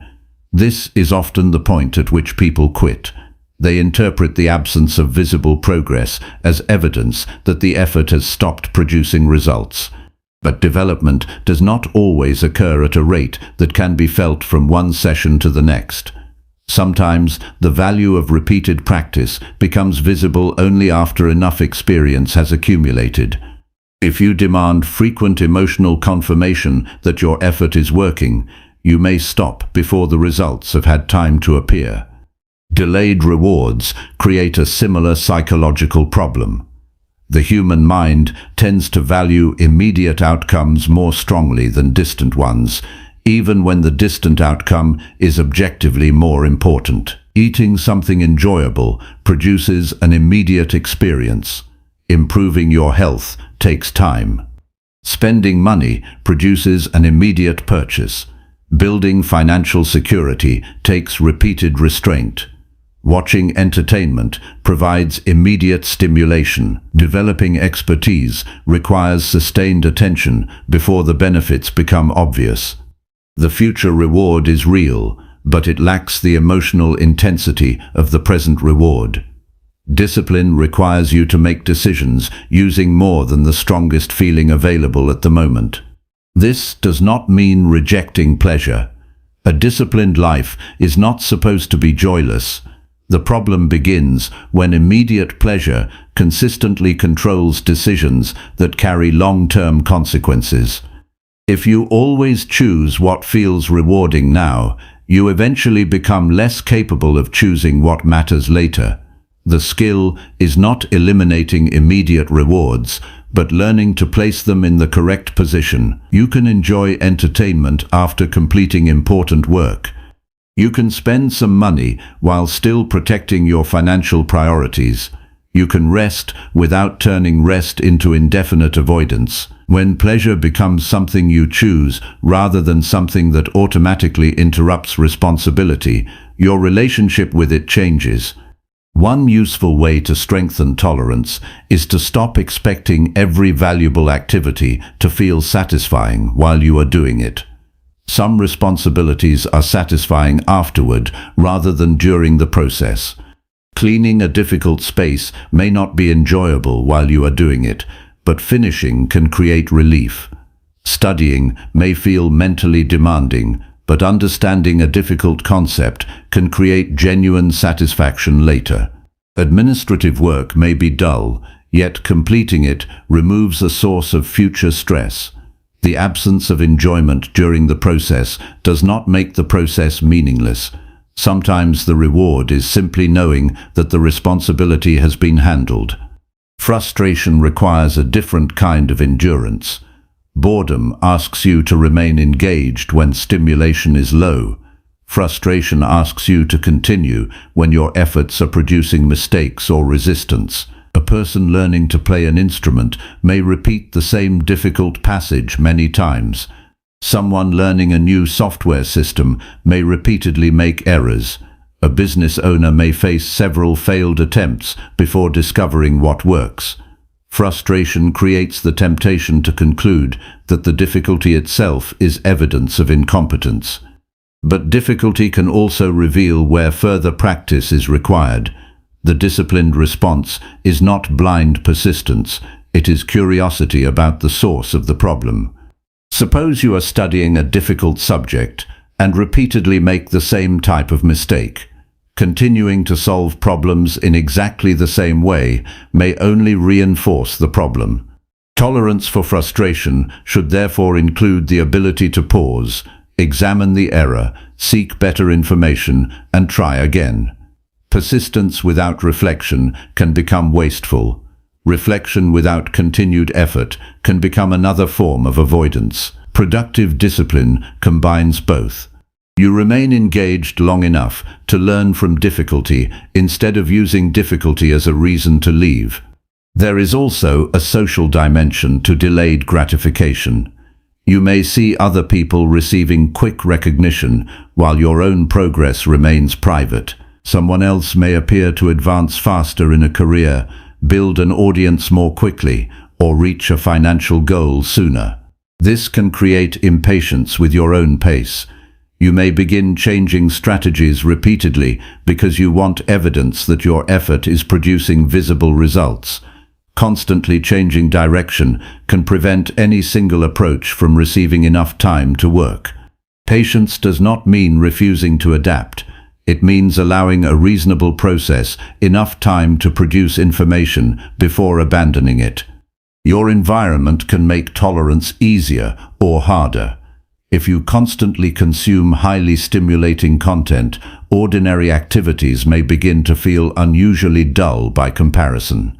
A few minutes of quiet reading can feel difficult after spending hours switching between rapidly changing sources of entertainment. This does not mean all entertainment is harmful. It means frequent stimulation can influence your expectations about how quickly your attention should be rewarded. Reducing unnecessary stimulation can make ordinary tasks feel more manageable because your mind has fewer reasons to demand constant novelty. You can practice this by deliberately spending short periods doing one worthwhile activity without switching. Read without checking your phone. Walk without listening to constant entertainment. Eat a meal without watching another screen. Work on one problem without moving to another simply because the first one became difficult. These periods may initially feel uncomfortable. That discomfort is useful information.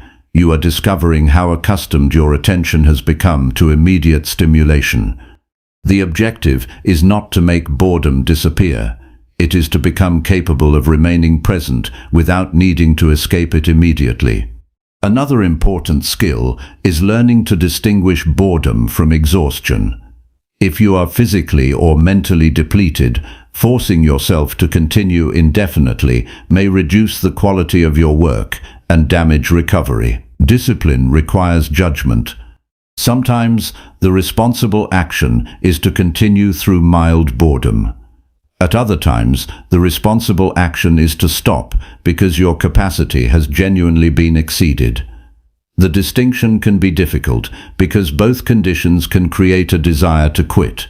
You have to examine your state rather than automatically choosing either relentless effort or immediate rest. Sustainable discipline includes knowing when discomfort is productive and when recovery is necessary. Delayed rewards also become easier to tolerate when you measure the process rather than constantly measuring the outcome. If your only question is whether you have achieved the final goal, many days will appear unsuccessful. Instead, measure behaviors you can control. Did you practice? Did you complete the planned session? Did you save the intended amount? Did you follow the training schedule? Did you spend focused time developing the skill?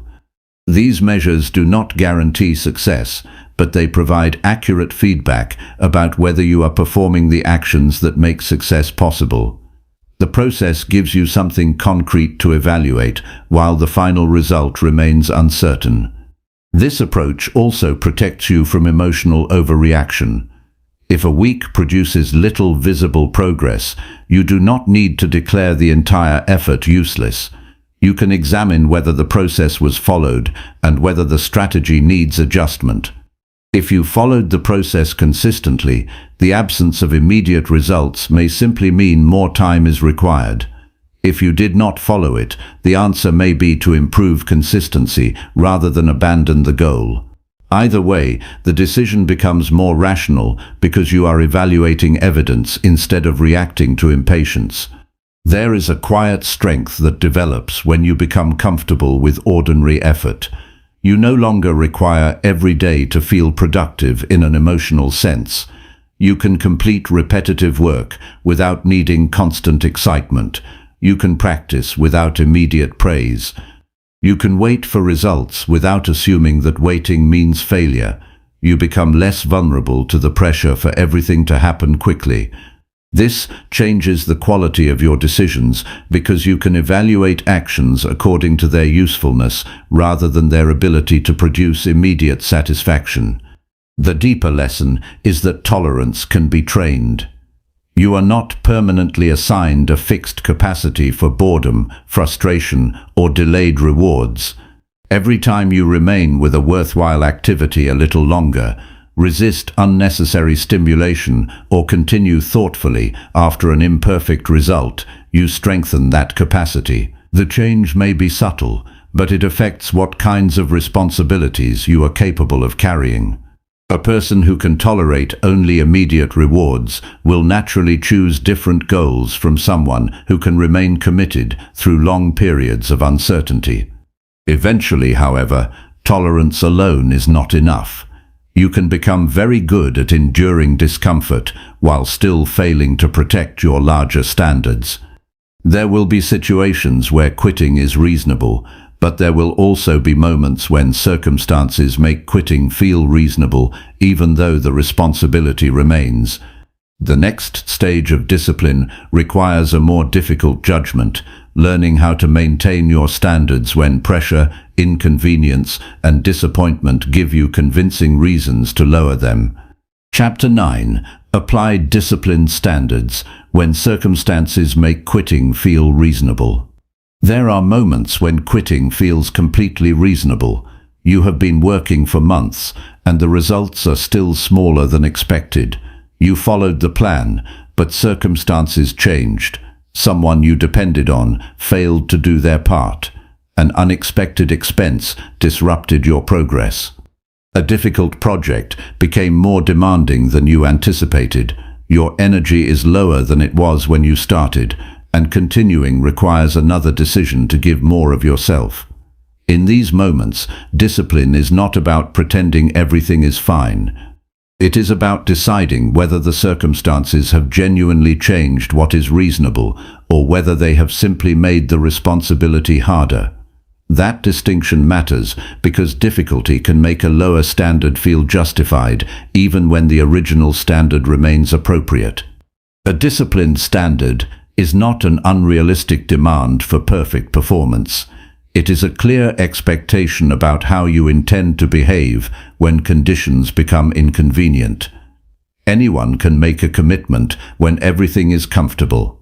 The more revealing moment arrives when the schedule changes, the outcome disappoints you, or the effort becomes more expensive than expected.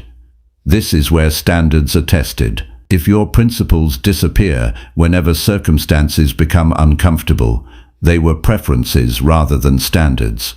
A standard becomes meaningful when it continues to guide behavior after the emotional reward has disappeared. Imagine a person who decides to improve their financial situation by saving a fixed amount each month. Then an unexpected expense arrives. The person cannot save the full amount without creating another serious problem. Maintaining the original number would be irresponsible. But abandoning the entire financial plan would also be unnecessary. The disciplined response might be to save a smaller amount temporarily, reduce another expense, and return to the original target when circumstances stabilize. The standard has not disappeared. The method has changed because reality required an adjustment. This is different from using one unexpected expense as permission to stop managing money altogether. The ability to distinguish adjustment from surrender requires clear standards before pressure arrives. If you have not decided what matters, every difficult situation becomes an argument you must solve emotionally. But if you know the principle you are protecting, decisions become easier. You may not always be able to complete everything, but you can decide what must not be abandoned. A professional may not finish every task during an unusually difficult week, but they can still protect honesty, communication, and the most important responsibility.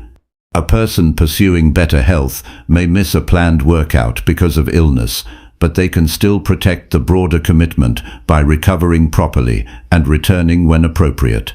Standards provide direction when circumstances prevent perfect execution.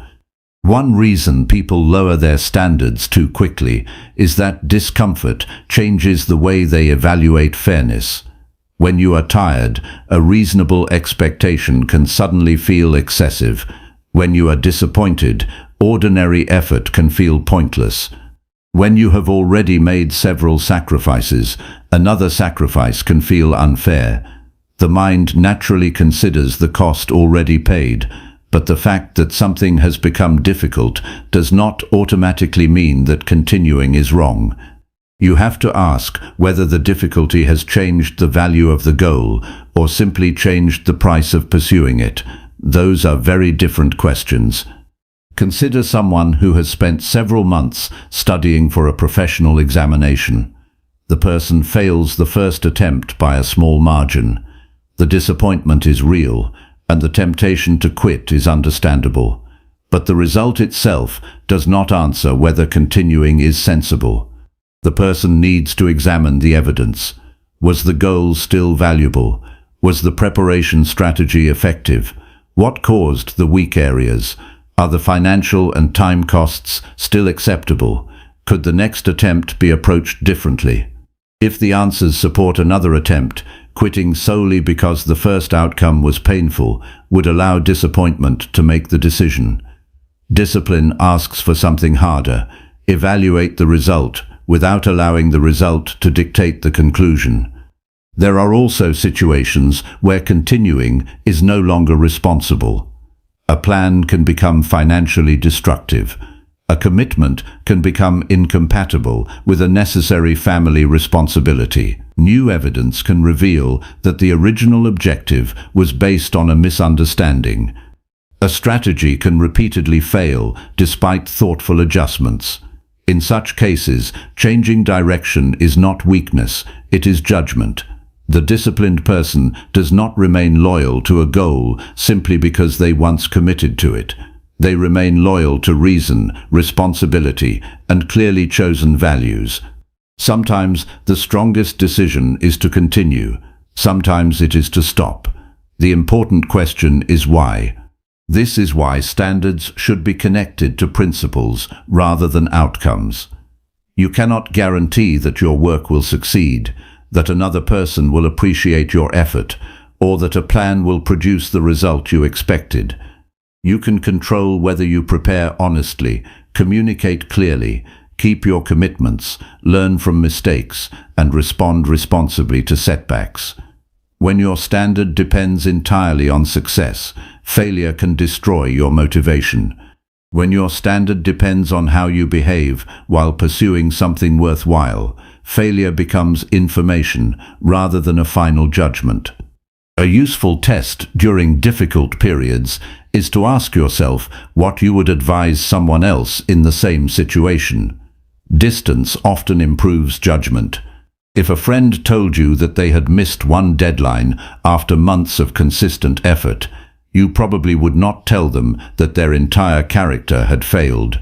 You would examine what happened and help them decide what to change. Yet people often apply much harsher standards to themselves because disappointment makes their own situation feel uniquely significant. Asking what you would reasonably recommend to another person can expose emotional exaggeration and bring the decision back toward fairness. Another important question is whether you are protecting your standard or protecting your pride. These can look similar from the outside. Someone may insist on continuing because they refuse to admit that the original plan was flawed. Another person may quit because continuing would require admitting that they need to change their approach. Both decisions can be driven by ego rather than judgment. Discipline requires enough humility to revise methods without abandoning principles.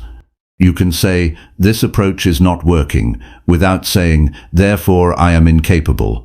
You can also say, "This is difficult, but still worth doing," without pretending that your current method is perfect. Pressure often reveals whether your standards were based on values or appearances. Someone may maintain an impressive schedule because they want to see themselves as disciplined. When the schedule becomes inconvenient, the entire structure collapses because its real purpose was identity protection. A more durable standard asks simpler questions. Did I do what mattered? Did I handle my responsibilities honestly? Did I make reasonable use of the resources available to me? Did I respond to the setback without creating additional damage? These questions remain useful even when circumstances prevent an ideal performance. There is a practical way to strengthen this ability. When something disrupts your plan, do not immediately rewrite the entire plan. First, identify what changed. Then determine which parts of the original commitment are still possible. Protect those parts. Adjust what genuinely needs adjustment. Finally, decide when you will reassess the situation.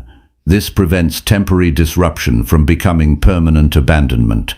It also prevents rigid thinking because you are allowing reality to influence your actions without allowing reality to erase your standards. Imagine a person training for a long-term physical goal who develops a temporary limitation that prevents their normal routine.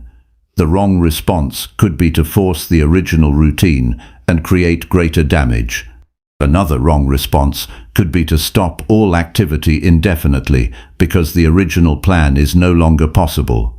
A disciplined response would identify what can still be done safely, maintain the broader objective, and modify the process until normal training becomes appropriate again.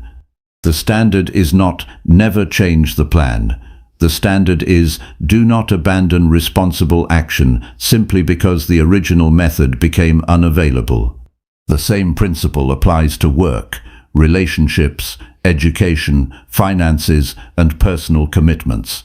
Life will repeatedly create conditions that you did not choose. Sometimes the obstacle will be small. Sometimes it will require serious adaptation. Your discipline is measured partly by how accurately you respond. A rigid person treats every change as a threat to the plan. A careless person treats every change as permission to abandon the plan. A disciplined person asks what reality requires now while preserving what still matters. There is also a quiet dignity in maintaining standards when nobody rewards you for doing so. You may complete the responsible action and receive no praise. You may continue preparing even when success is uncertain. You may choose restraint while nobody knows what you gave up. These moments matter because they separate discipline from performance.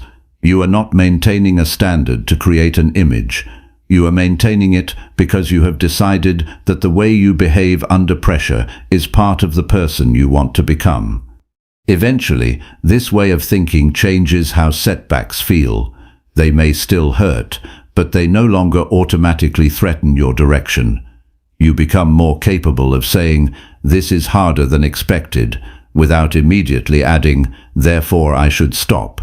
You can recognize genuine limits without using every limitation as an excuse. You can adjust without becoming inconsistent. You can continue without becoming rigid. That balance is one of the clearest signs that discipline has become more than a temporary effort. But there is one final question that remains. What happens when you have built routines, protected your attention, started difficult tasks, kept your commitments, managed your emotions, tolerated slow progress, and maintained reasonable standards, yet the process has become so familiar that discipline itself begins to feel like part of who you are? At that point, the challenge is no longer simply continuing the behavior.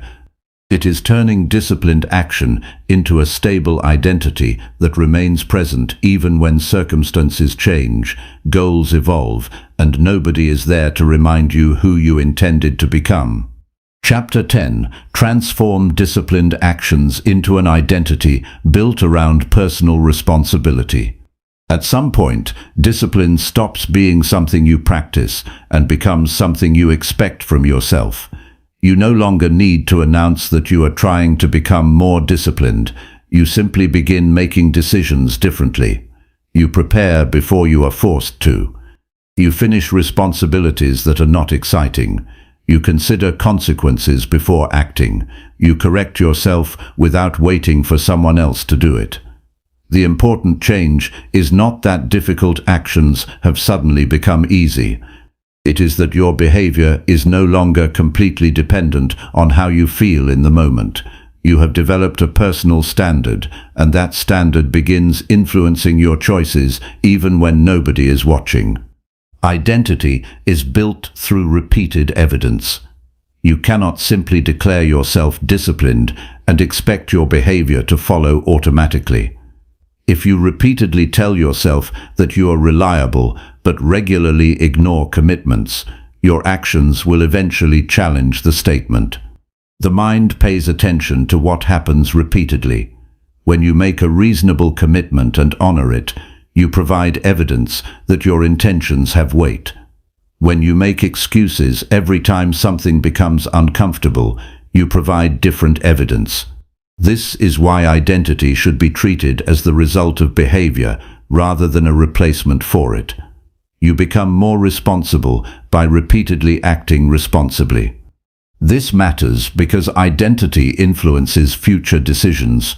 A person who sees themselves as someone who handles responsibilities begins to notice choices differently. When an important task appears, the first question is less likely to be whether they feel like doing it, and more likely to be how they will handle it. When they make a mistake, they are more likely to correct it because correction fits the person they are becoming. When circumstances become inconvenient, they do not automatically interpret inconvenience as permission to abandon their standards. Their self-concept begins supporting the behavior instead of constantly fighting against it. But there is a danger in turning identity into a rigid image. If you become attached to the idea that you are always disciplined, you may begin hiding mistakes because they threaten that image. You may refuse to admit exhaustion, change an outdated goal, or ask for help because you believe responsible people should handle everything alone. That is not maturity. A strong identity must have enough flexibility to include correction. You can be responsible and still make poor decisions. You can be disciplined and still have an unproductive day. You can value self-control and still experience moments when emotion affects your behavior. The identity becomes durable when it is based on returning to your principles rather than maintaining an illusion of perfection. Personal responsibility begins with accepting ownership over choices without claiming ownership over everything. You cannot control another person's behavior, the economy, unexpected events, or every consequence of your decisions. But you can control whether you prepare, communicate, learn, adapt, and respond honestly. This distinction prevents responsibility from becoming self-blame.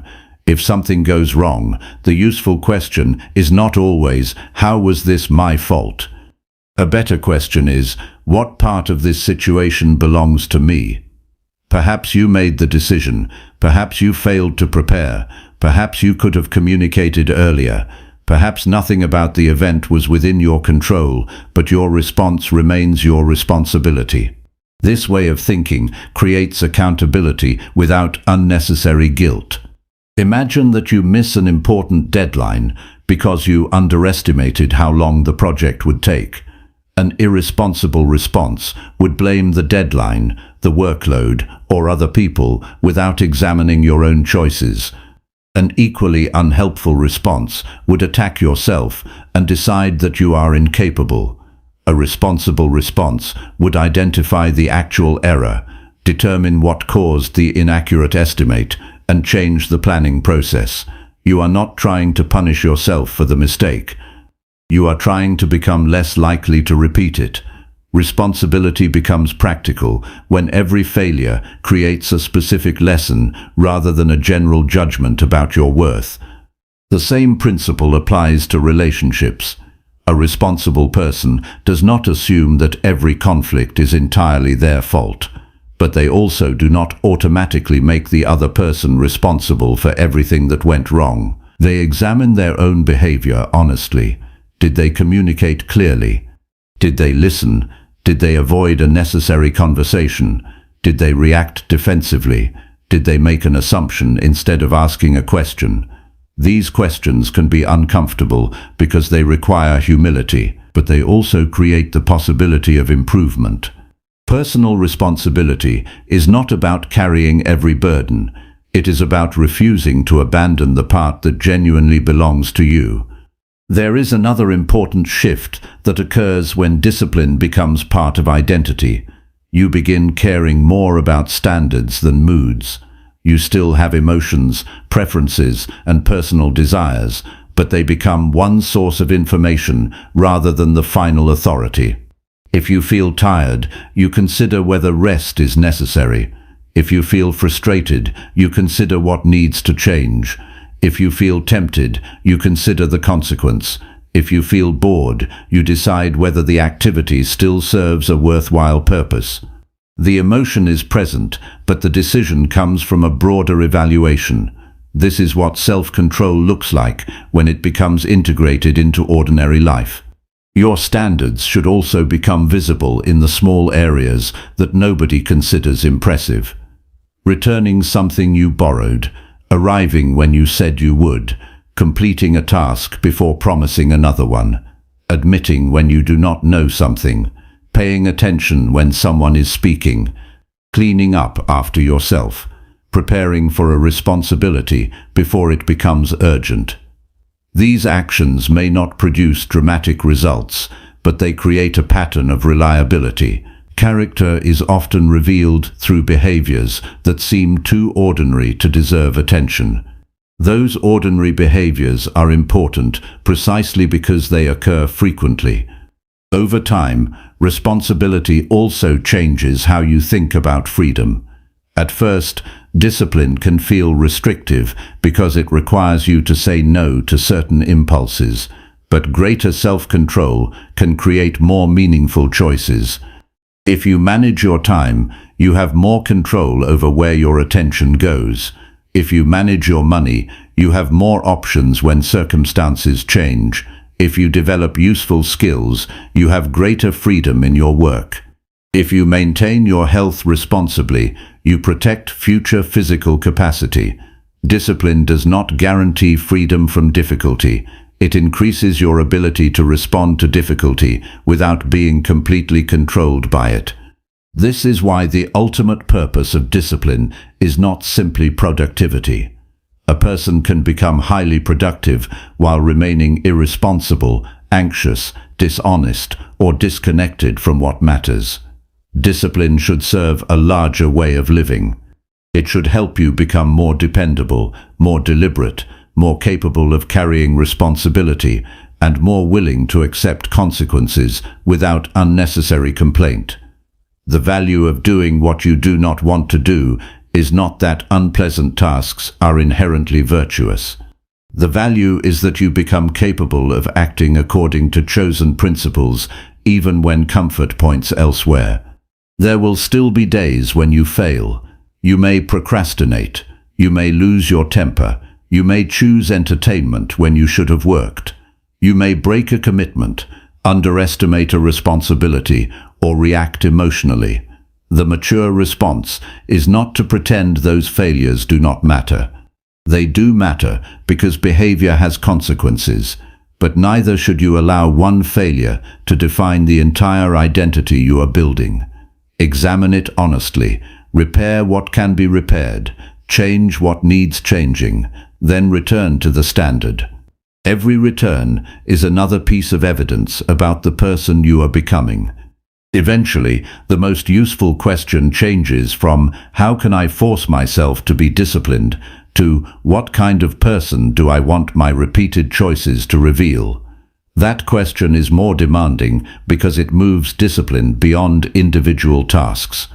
It asks you to consider your entire pattern of behavior. How do you respond when nobody is watching? What do you do when a commitment becomes inconvenient? How do you behave after failure? How do you treat responsibilities that offer no immediate reward? How honestly do you evaluate your own decisions? Your answers are not found in what you say about yourself. They are found in what you repeatedly do. A responsible identity also allows room for rest, pleasure, relationships, curiosity, and change.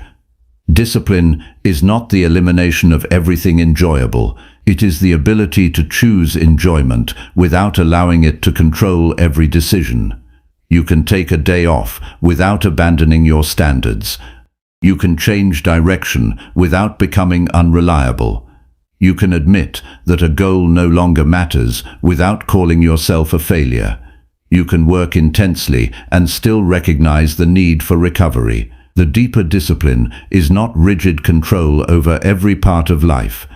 It is maintaining enough self-command to decide deliberately how your time, energy, and attention should be used.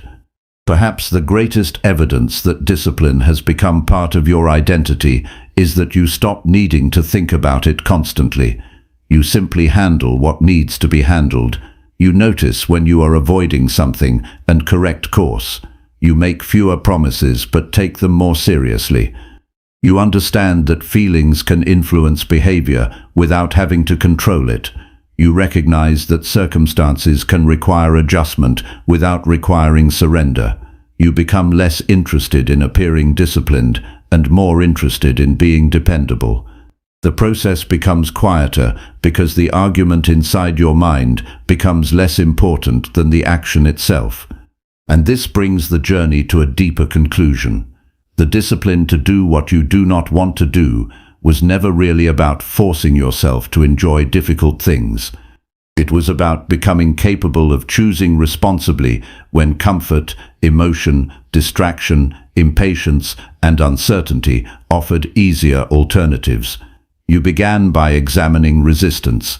You learned to distinguish discomfort from danger, built structures that supported action, protected your attention, started before hesitation grew, kept commitments, managed emotional reactions, tolerated slow progress, maintained standards under pressure, and finally turned those behaviors into evidence of personal responsibility.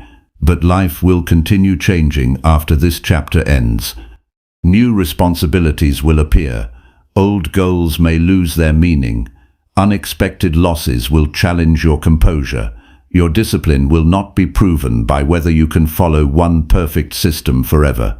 It will be proven by whether you can continue making thoughtful choices when the circumstances require you to become a different version of yourself.